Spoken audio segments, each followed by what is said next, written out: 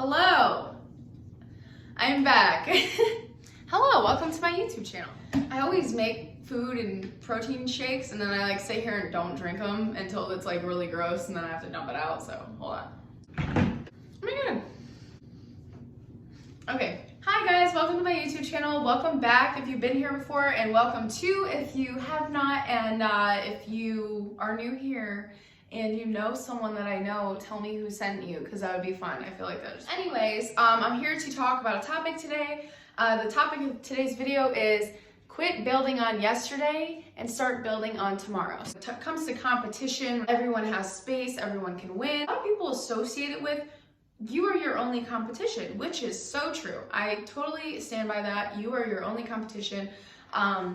Obviously, you're going to have competitors in business and other things, but it can be healthy competition. I totally believe in that. I am here to talk about how when people associate competition with oneself, they're like, as long as I am better than the person I was yesterday, I'm cool. But honestly, I feel like that is a good way to think. That is not a horrible way to think at all. I just don't want to challenge that concept today, because when I shifted my mindset from being better than yesterday to I'm not even going to think about who I was yesterday, I'm going to think about who I want to be tomorrow, I started getting way more, I started making way more gains when it came to everything. When you are in the moment of, let's get this growth, let's see what we can do today, I think a lot of people, when you're looking at the past constantly and thinking of that's where your growth is going to be coming from, I think that it kind of actually does stunt a little bit of your growth. It's good to look at your progress from the past. It's good to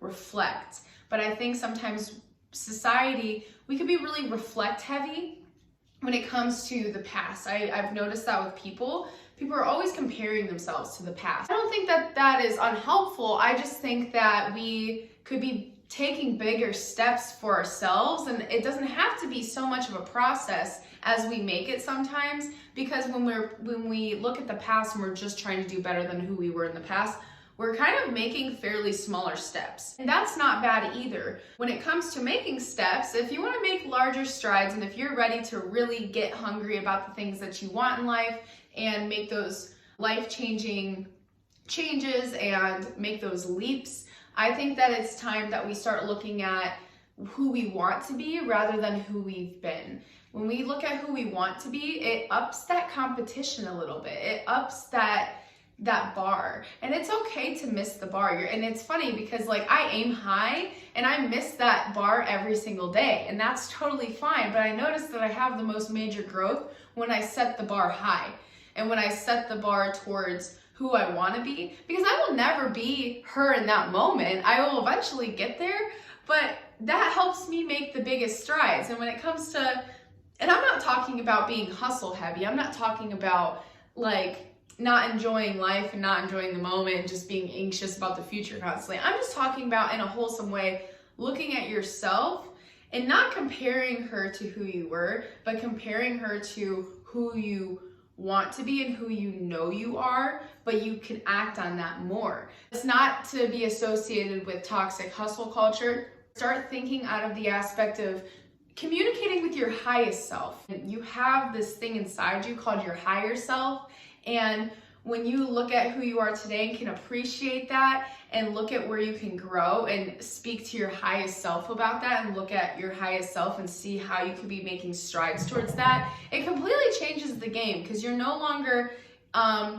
aiming lower. You kind of sell yourself short when you're aiming based on where you've been. So it's because you're associating it, and I've talked about association in my previous video. You're associating your growth with where you've been.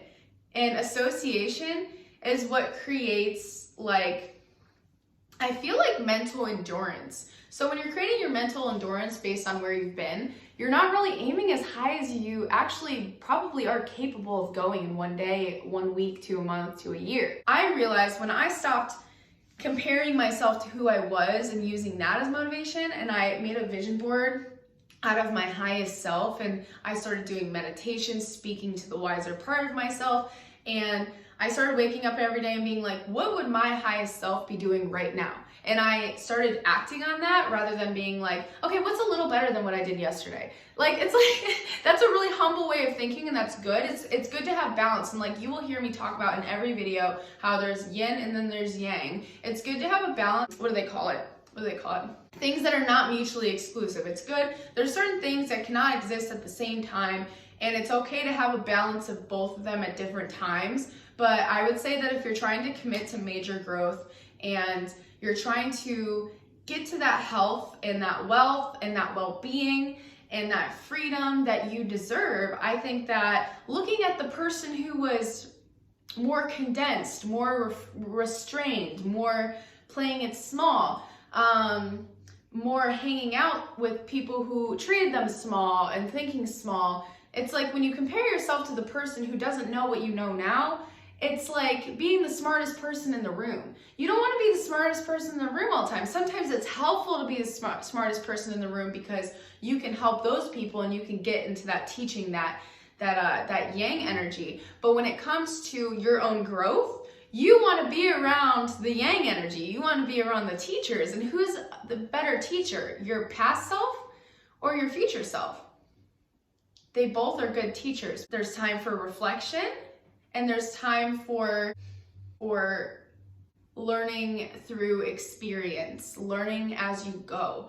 And I think learning as you go and being in the present moment and acting out of your higher self actually induces that future self's energy into you in the present. So you're not keeping that past energy with you. It separates yourself from the past and keeps you here and shows you where you're going. It's like, yeah, it's good to look behind you every once in a while when you're like, you know, think about it. You're on a road trip, you look behind, you're like, look, we came so far, that's cool. But when you're traveling, when you're going somewhere, when you're on a journey, you're here, you're focused on where you're at, but you're looking forward. What better person to look to for that insight than your higher self, the person who has been through more. And that knowledge is always there to tap into. That's why meditation and like energy work with yourself is so important, because you can connect to that higher being within you right now. Like, you don't need to have more experience. I'm never against gaining more experience with life.